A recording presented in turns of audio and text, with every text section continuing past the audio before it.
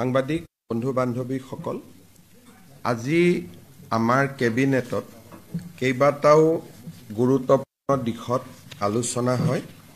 বিশেষকৈ 25 নৱেম্বৰত অসম বিধানসভাৰ যি অধিৱেশন অনুষ্ঠিত হ'ব, সেই অধিৱেশনত ৰাজ্য চৰকাৰে আনিব বিচৰা কেইবাখনো গুৰুত্বপূৰ্ণ বিধেয়ক বা আইনৰ ওপৰত আজি আমাৰ কেবিনেটত আলোচনা হয়।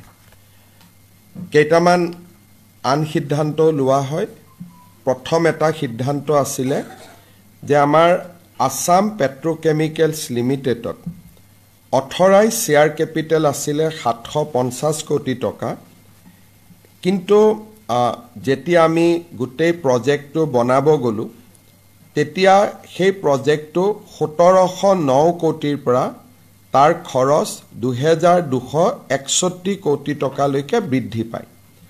তাৰ ফলত অসম চৰকাৰৰ অংশও 750 কোটি টকাৰ পৰা 1250 কোটি টকালৈকে বৃদ্ধি হয়। এই কৰ্পৰেশ্যনটো বা পেট্ৰকেমিকেলছ লিমিটেডত 48% অইল ইণ্ডিয়াৰ শ্বেয়াৰ আছে আৰু 52% অসম গভৰ্ণমেণ্টৰ শ্বেয়াৰ আছে।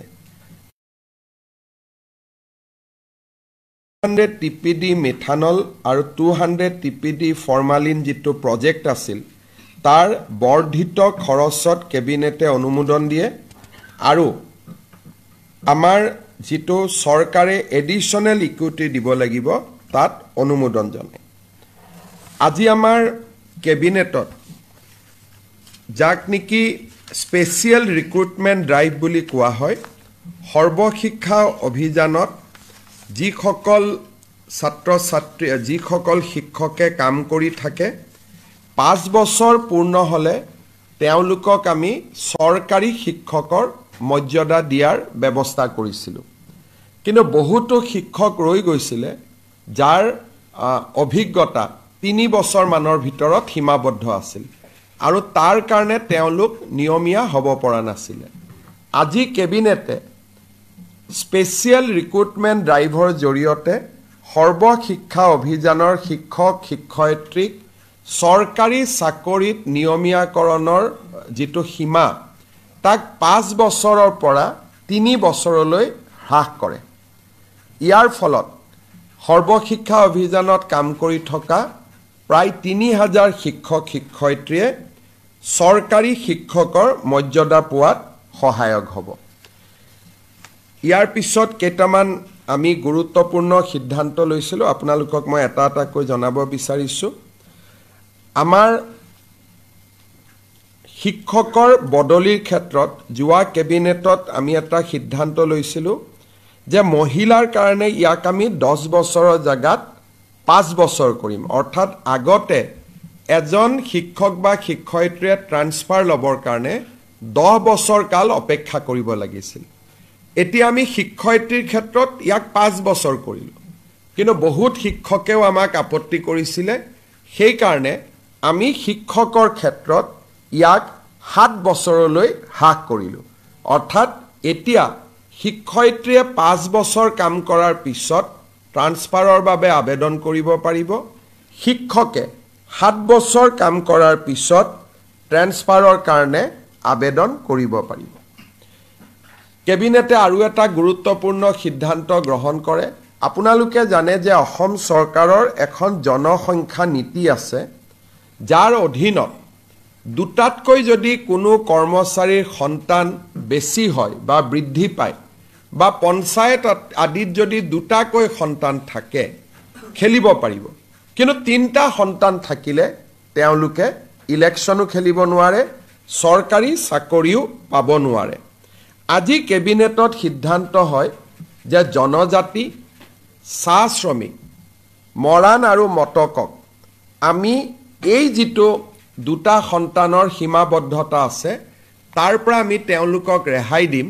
যিহেতু এই মাইক্ৰ' কমিউনিটিসমূহ আমি যদি ষ্ট্ৰিক হৈ থাকোঁ, এসময়ত তেওঁলোকৰ জনসংখ্যা কমি কমি নোহোৱা হৈ পৰাৰ সম্ভাৱনা আছে। আজি গোটেই অসমত মৰাণ লোক মাত্ৰ 1 লাখ আছে।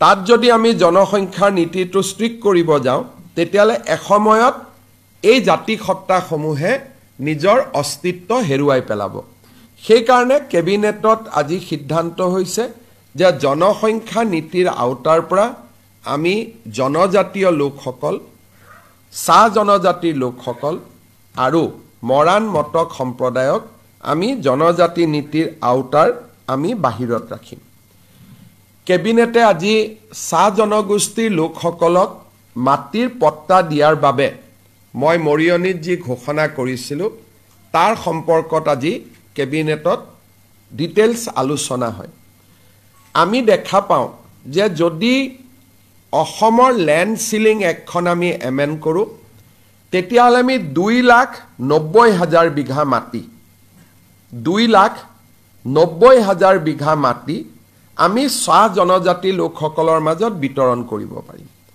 আৰু কিমানে মাটি পাব প্ৰায় 4 লাখৰ ওচৰ চাহ জনজাতি পৰিয়ালে এই মাটিখিনি পাবলৈ সক্ষম হ'ব মাটি হল প্ৰায় 3 লাখ বিঘা পৰিয়াল হল 4 লাখ আৰু এই কামটো যদি আমি কৰিব পাৰো তেতিয়াহলে 75 বছৰৰ পিছত এটা ডাঙৰ ল্যান্ড নীতিৰ ওপৰত এটা ডাঙৰ পৰিৱৰ্তন আনি আমি এটা সামাজিক লক্ষ্যত উপনীত হ'ব পাৰিম কেবিনেটে আজি আমাৰ প্ৰস্তাৱক ইন প্ৰিন্সিপল অনুমোদন দিয়ে 25 তাৰিখে জিলা উপায়ুক্ত আৰু বিধায়কসকলৰ লগত আমি মিটিং কৰিম যে এটা পৰিয়ালক আমি কিমানলৈকে মাটি দিম তাৰ সীমাবদ্ধতা কি থাকিব আৰু সমান্তৰালভাৱে অহা 2-3 তাৰিখে আমি চাহ জনগোষ্ঠীৰ সংগঠনসমূহক নিমন্ত্ৰণ কৰিম যাতে তেওঁলোকৰ লগত আলাপ আলোচনা কৰি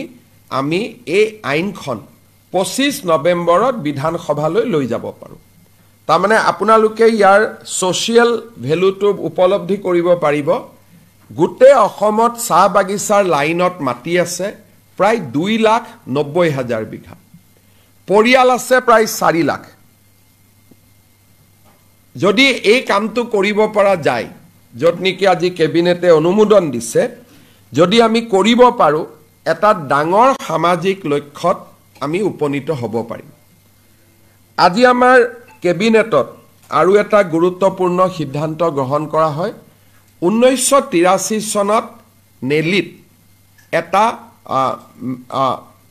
নৰসংহাৰ এটা সংগঠিত হৈছিল আৰু তেতিয়া তিৱাৰী কমিশন বুলি ৰাজ্য চৰকাৰে এটা কমিশন গঠন কৰি দিছিলে কিন্তু আজিলৈকে কমিশনৰ ৰিপৰ্ট বিধানসভাত দিয়া হোৱা নাছিল অহা 25 নৱেম্বৰৰ বিধানসভাত তিৱাৰী কমিশনৰ ৰিপৰ্ট 1983 চনৰ নেলি নৰসংহাৰৰ প্ৰেক্ষাপটত গঠন কৰা তিৱাৰী কমিশনৰ ৰিপৰ্ট আমি আনুষ্ঠানিকভাৱে অসম বিধানসভাৰ মজিয়াত ৰাখিবলৈ আমি আজি সিদ্ধান্ত গ্ৰহণ কৰিছো এনে ধৰণে আজি আমাৰ কেবিনেটত এই গুৰুত্বপূৰ্ণ সিদ্ধান্ত কেইটি হয়